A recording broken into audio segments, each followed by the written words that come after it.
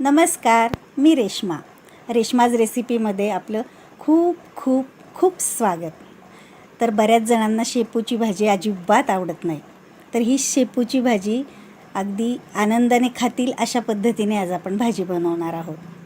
तर ती आहे पारंपरिक पद्धतीने आपण शेपू आणि आंबट चुक्याची भाजी, म्हणजेच गरगट भाजी म्हणतो, कुणी हटीव भाजी म्हणतं. तर बघा, आंबट चुका असा असतो, त्याची पानं अशी असतात. तर आता दोन्हीही भाज्या मी अगदी ताजी घेतलेल्या आहेत. शेपू पण एकदम ताजा आहे आणि आंबट चुकासुद्धा एकदम ताजा आहे. तर दोन्ही समप्रमाणात, म्हणजे सारख्याच प्रमाणात दोन्ही भाज्या मी घेतलेल्या आहेत. तर आता या स्वच्छ धुवून आपण त्या बारीक अशा कापून घ्यायच्यात. तर मी स्वच्छ धुवून एका चाळणीमध्ये निथळायला ठेवले. त्यातलं पाणी सगळं निथळून गेलेलं आहे. तर आता बारीक आपण ते कापून घेऊयात. तर आता चला मग ह्या भाज्या आपण कापून घेऊयात. तर त्याचे आता जाड जे देठ असतील ते काढून टाकायचे आहेत. पण अगदी कोवळ्या भाज्या आहेत दोन्ही, त्यामुळे मी जास्त देठसुद्धा काढलेले नाहीत.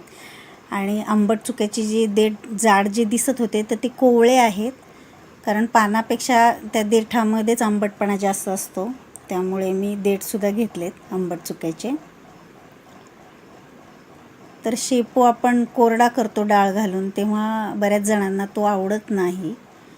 आपण ही हटीव भाजी किंवा गरगटी भाजी जेव्हा करतो तर त्यात शेपू घातलाय हे अजिबातसुद्धा कोणालाच जाणवत नाही.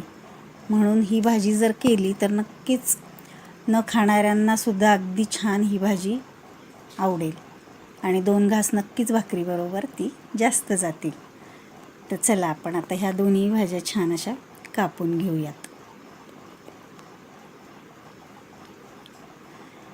तर आता आपल्या ह्या दोन्ही भाज्या बारीक कापून झाल्यात.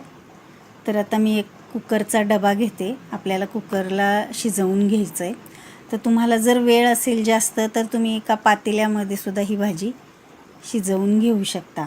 तर आता मी कुकरला लावणार आहे ही भाजी. तर आता एका डब्यामध्ये ह्या दोन्ही भाज्या मी घेतलेल्या आहेत. आता त्यात मी पाव वाटी तुरीची डाळ धुवून घेतली, ती त्यामध्ये घालून घ्यायची. नंतर 1 ते 2 चमचे हरभऱ्याची डाळ घेतली, ती पण धुवून घेतलेली आहे. आणि आता थोडेसे शेंगदाणे, कच्चे शेंगदाणे आहेत हे, त्यामध्ये मिक्स करायचं आहे आणि अर्धा ग्लास पाणी घालायचं आहे. आता त्यालाच पाणी सुटतं, पण थोडंसं शिजण्यासाठी आपल्याला त्यात पाणी घालायचं आहे. अर्धा ग्लास पाणी घालायचं आहे आणि कुकरला लावून आपण 3 ते 4 शिट्ट्या करून घ्यायच्यात. आता तोपर्यंत आपण मसाला वाटून घेऊयात. मी 4 ते 5 छोट्याशा हिरव्या मिरच्या घेतल्यात, थोडासा लसूण घेतला आहे, 1 कांडी आणि थोडे जिरे घेतले. आता हे बारीक वाटून घ्यायचं आहे. आता आपला कुकर झाकण पडले, गार झाले भाजी. बघा आता अशा पद्धतीने ही भाजी शिजलेली आहे, खूप छान शिजली. हरभऱ्याची डाळ थोडीशी जाडसर असते, ती थोडीशी दाताखाली आली तर छान लागते आणि शेंगदाणेसुद्धा दाताखाली आले तर चांगले लागतात. आणि तुरीची डाळ जी आहे ती छान बारीक अशी शिजलेली आहे, मऊ अशी छान शिजली. तर आता आपण रवीने ती घोटून घेऊयात. जेवढी छान घोटली जाईल तेवढी भाजी मस्त होते. आता त्यात 1 चमचा बेसन घालून मिक्स करून घेऊयात. आता रवीने हटल्यानंतर जे शेंगदाणे थोडेसे शिजलेले आहेत तर ते थोडेसे फुटले जातात, म्हणजे जाडसर असे शेंगदाणे राहतात, ते सुद्धा दाताखाली आले छान लागतात. आता रवीने चांगलं आपण हटून घेऊयात.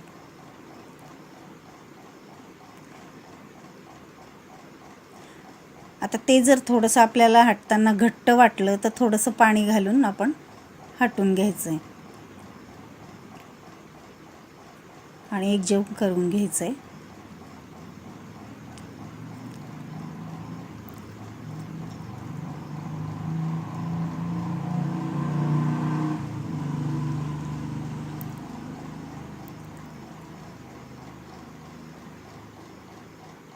तर बघा, पाणी घालून पण एकदम मस्त दाटसर असं ही भाजी झाली.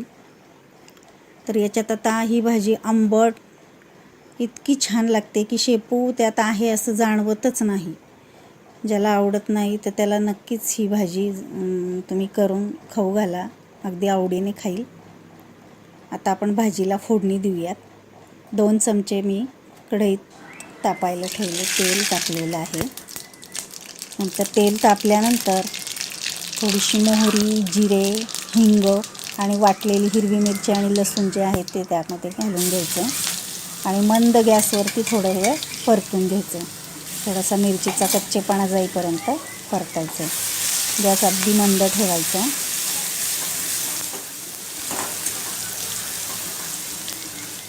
आता त्यात थोडीशी हळद घालून घेऊयात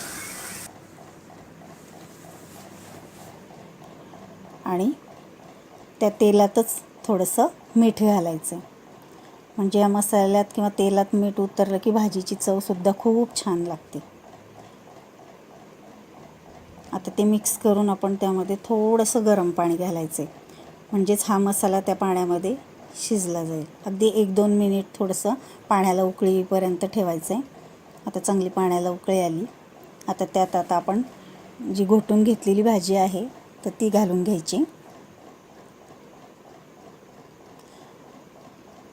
आणि आता आपल्याला जेवढी भाजी घट्ट ठेवायची तेवढ्याच प्रमाणात आपण गरम पाणी घालून घ्यायचं आहे त्यामध्ये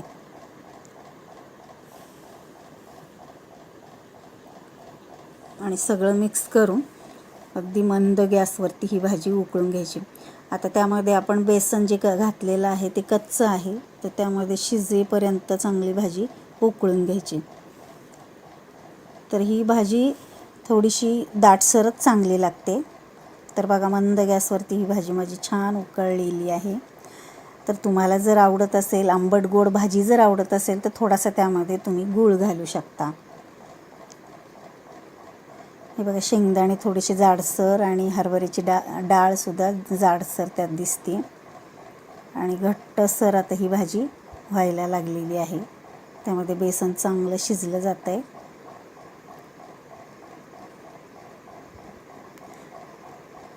तर ही भाजी बघा भाकरीबरोबर खूप छान लागते। ज्वारीची भाकरी नंतर बाजरीची भाकरीबरोबर ही भाजी खूप सुंदर लागते। थंड झाल्यानंतर अजून ही भाजी थंड होते, गार होऊन दाटसर होते। चला तर मग भाकरीबरोबर ही भाजी खाऊयात। तुम्हाला हा व्हिडिओ आवडला असेल तर लाईक, शेअर आणि सबस्क्राईब करा। चला तर मग बाय बाय।